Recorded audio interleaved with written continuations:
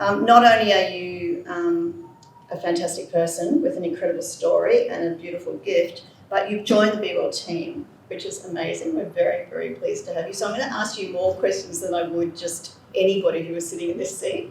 And you've written this incredible book. So, by the way, this book is out the front later if anybody wants to have a look at it, called Bend Like Bamboo. Right at the front of the end.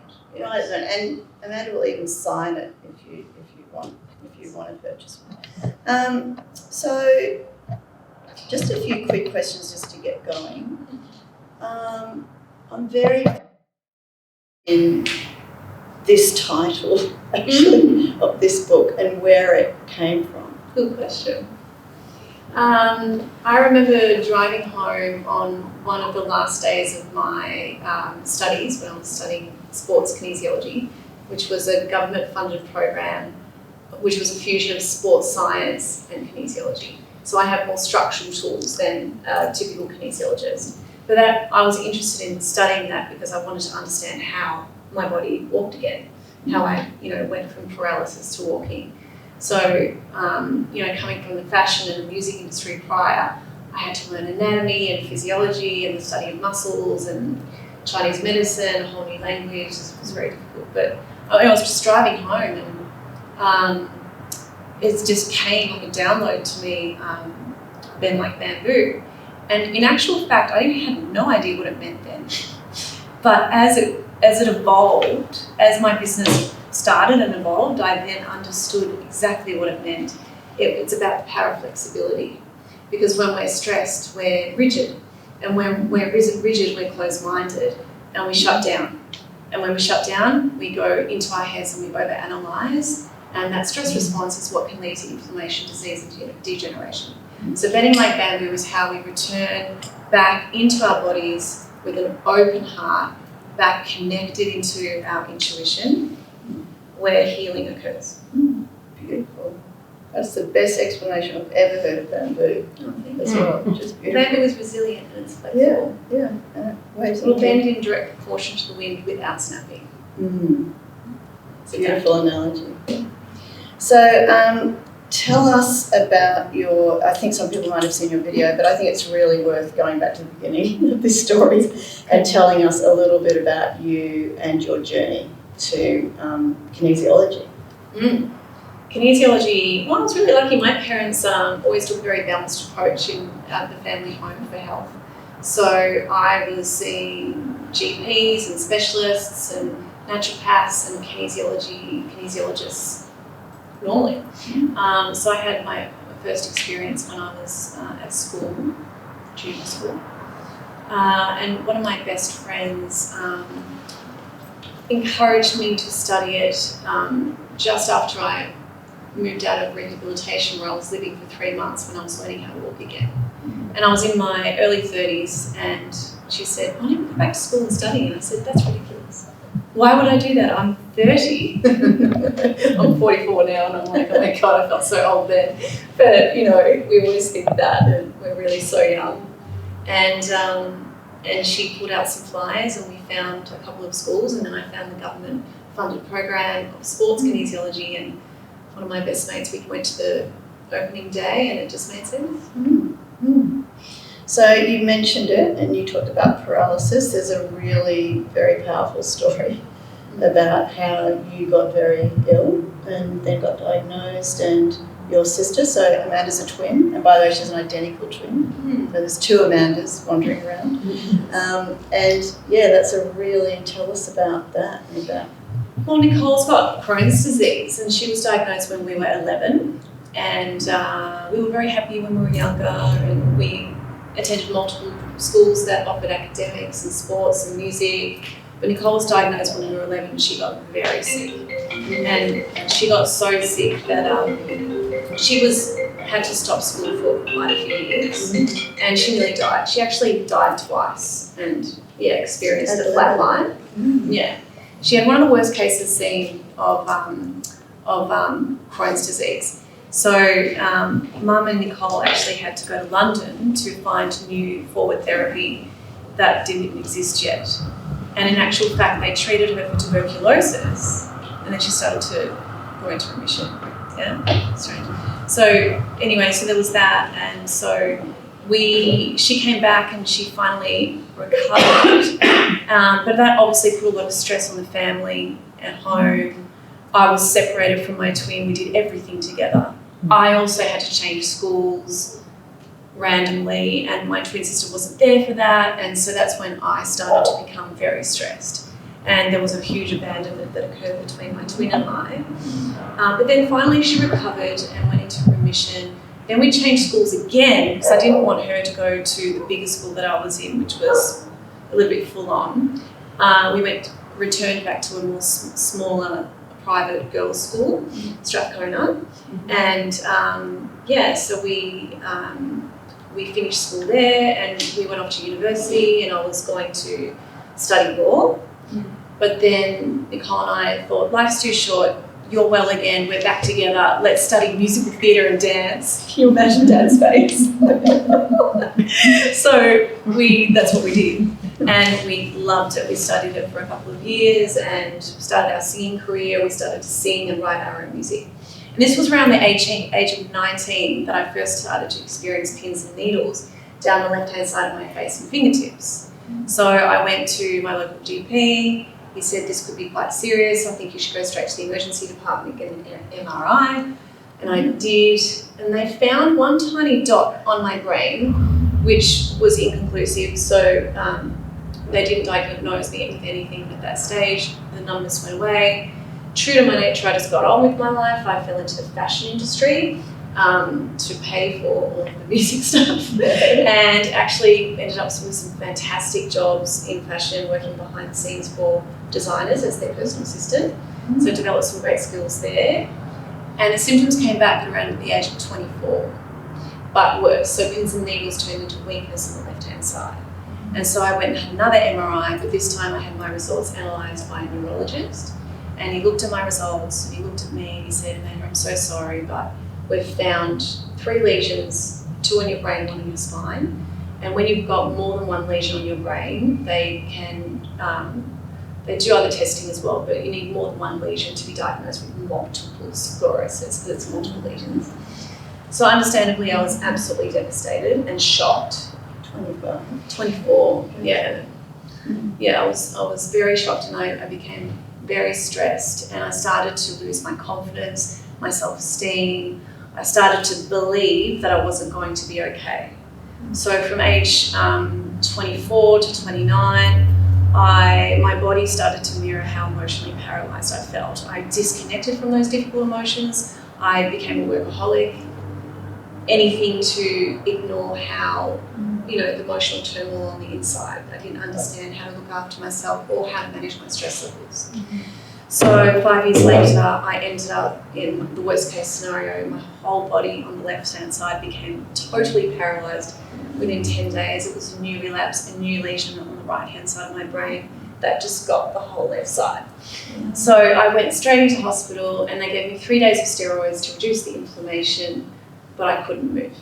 They thought they'd extend that to 5 days of steroids, but I wasn't responding to treatment. So they transferred me to rehabilitation at Epworth Richmond, where I would live for 2 to 3 months. But first I sat in front of another doctor who then explained to me that I may never ever walk again because I wasn't responding to treatment. That was the hardest and darkest time of my life. But it was as if we would light a candle in this whirling room today. You don't really notice the light. It's only when everything becomes dark, that's the time when you find your light and what you're truly capable of. So there were many, many weeks of no change, and I was contemplating living my life permanently disabled. I couldn't walk, wash, or feed myself. I couldn't, you need 2 hands. Well, you can do things with 1 hand, but it's difficult to wash your hair and get dressed and drive or even go down to the supermarket. I couldn't do any of that stuff.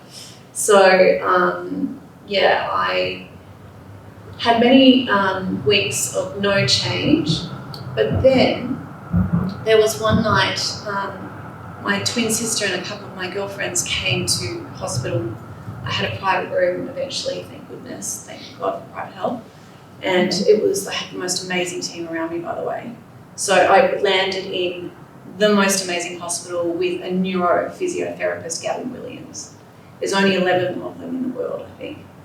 So his passion is to get his clients not just walking but running again. So we were out to dinner and I couldn't cut my own hair. So the girls, but we all sat together, and for me, just sitting at a dinner table felt so amazing compared to the hell that I was going through, that I had, and the whole chapter in my book is about the power of joy.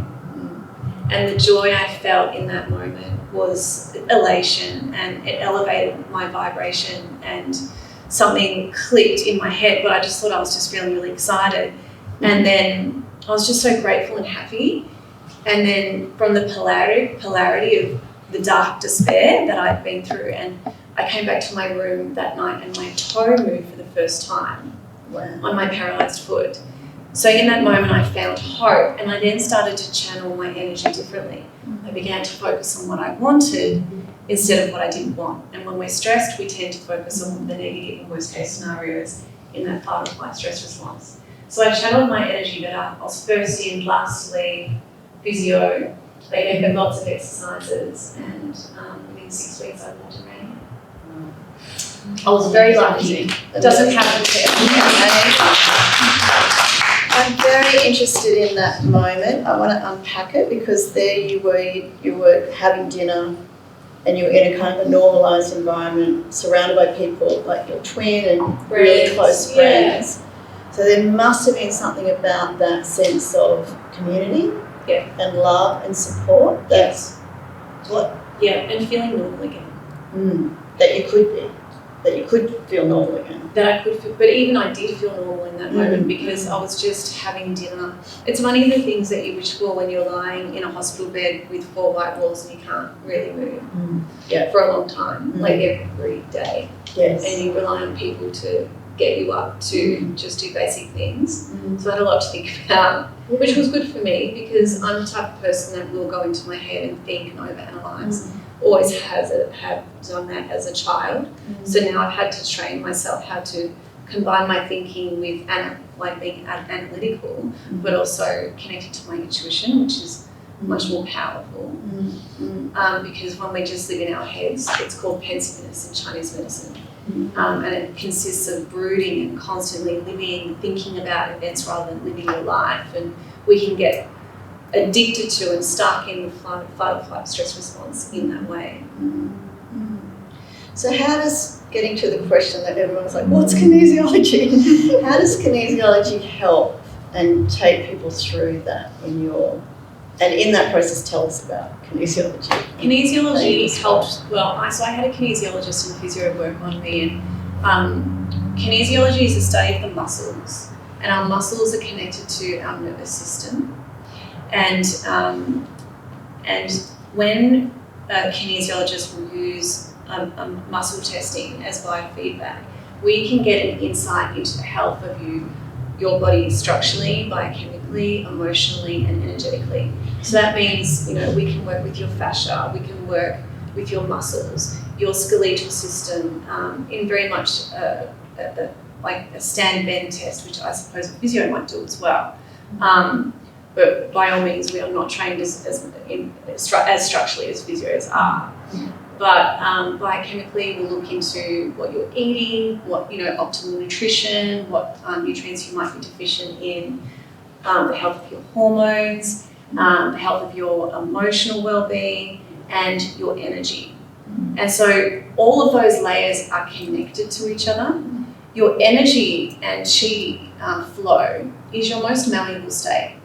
So it's much easier to create flow in your chi using acupressure or acupuncture points, which then is connected to your body structurally, biochemically, and emotionally as well. And so kinesiology is a great tool that can help identify what's causing stress for you on all those different levels, and then we find corrections that can help. It gives you a deeper insight into you knowing yourself, what your triggers are, any past traumas that you haven't let go of, and you can have, for example, grief that's just stuck in your body for a long period of time.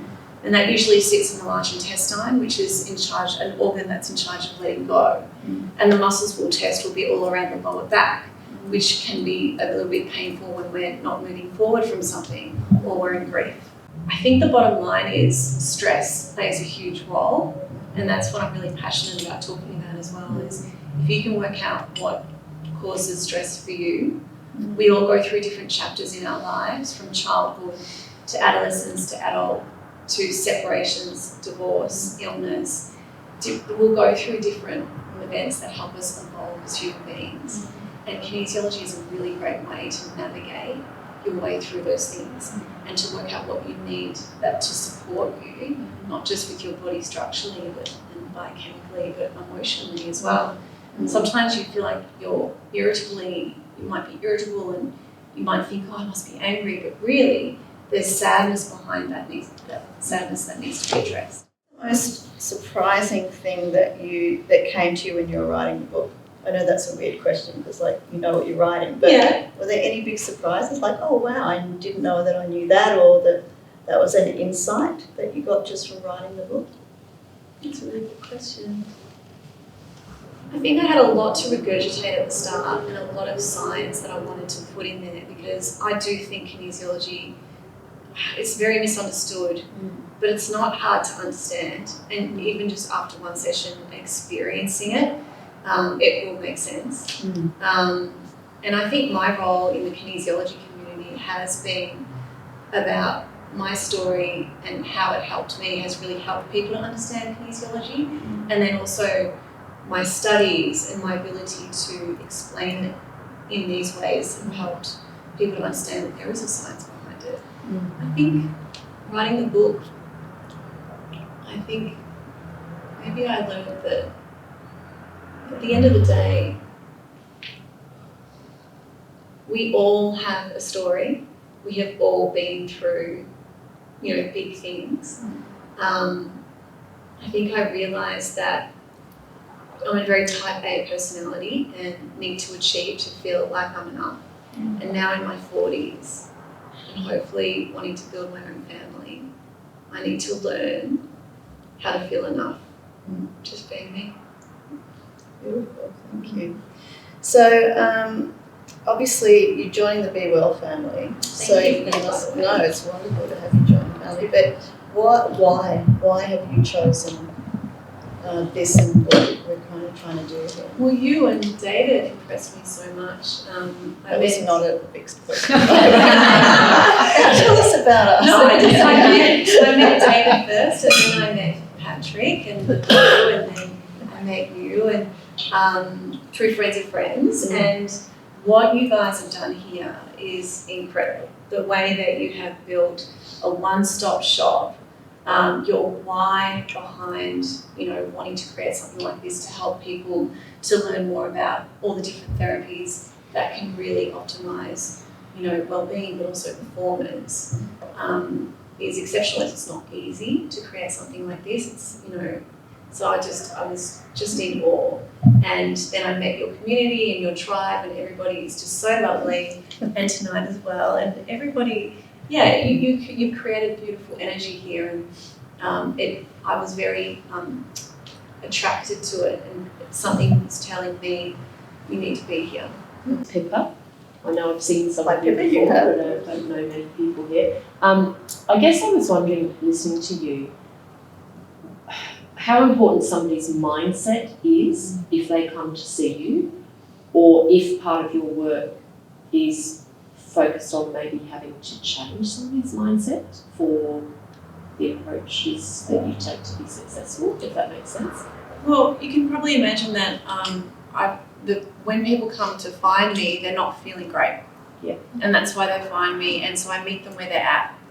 And you can optimize someone's mindset when you clean up their nutrition, get them moving again, moving the chi, opening areas up that can become blocked, which, affects behaviour.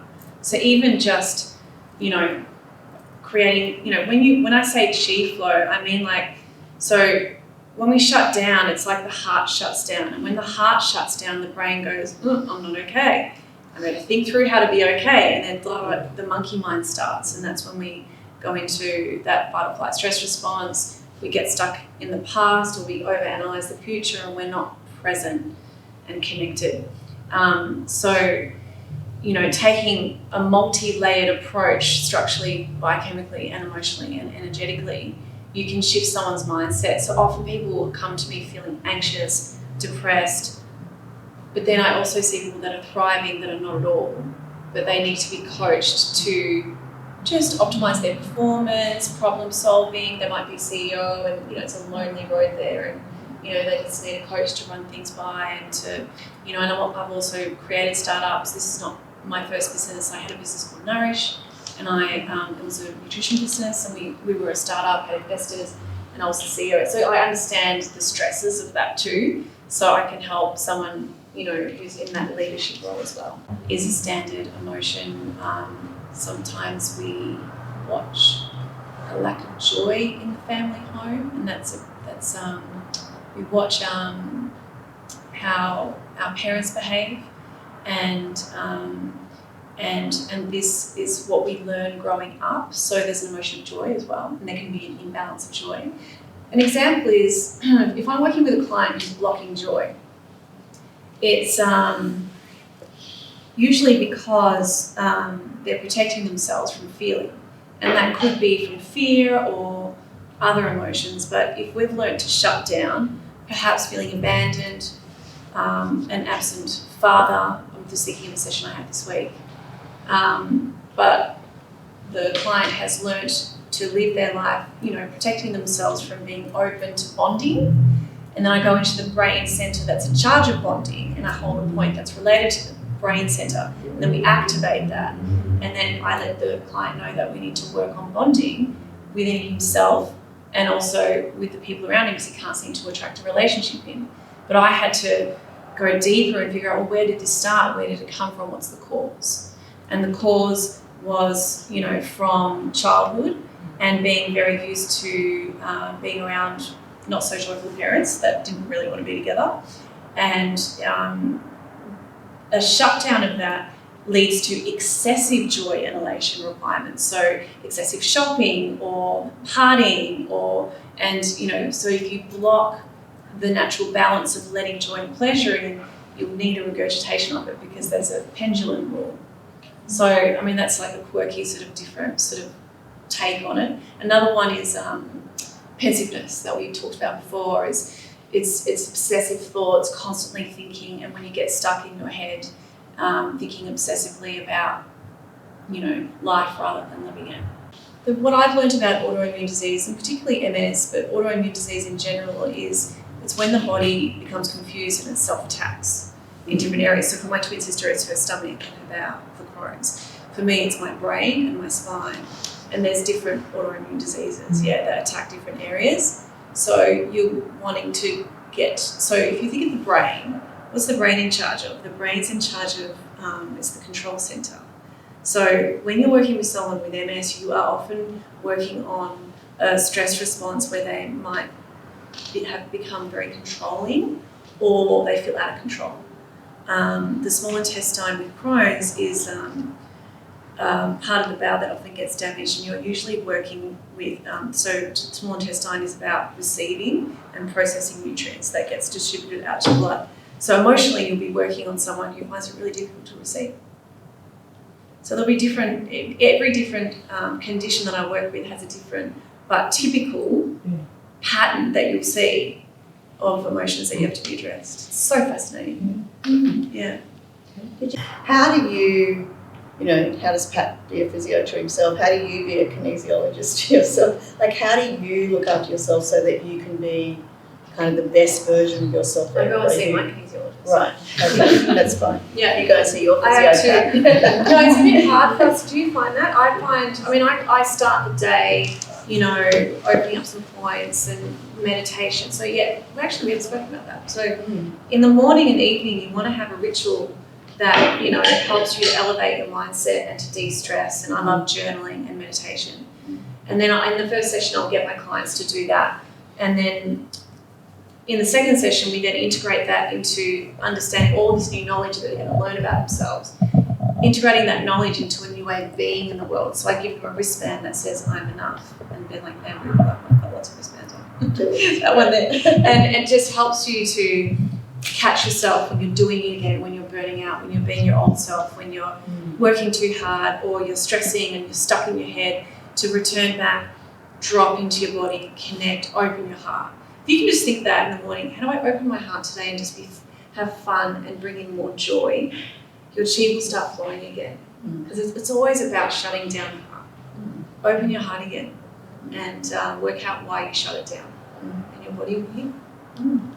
I love when I get to meet people who it is so obviously they're doing what they're meant to be doing. Oh, thank you. And this like literally flows out of you. There's nothing that feels forced or inauthentic or you're kind of making it up. That's why I love having you here, Amanda, that it's so natural and it's a natural state for you to be doing this work, and I love that, and I love that you'll be doing that with us. So it's been a joy to talk to you. I'm going to read the whole book, not just about the safe word, but I'm really looking forward to reading it, and it's wonderful to have you here, and I can't wait. I'm going to be coming to see you. I've got a million things to sort out, including find my safe word and all the things. So, but it's been wonderful to have you here tonight, telling us all about kinesiology, and welcome to the team. Oh, thanks for and thank you everybody for being here.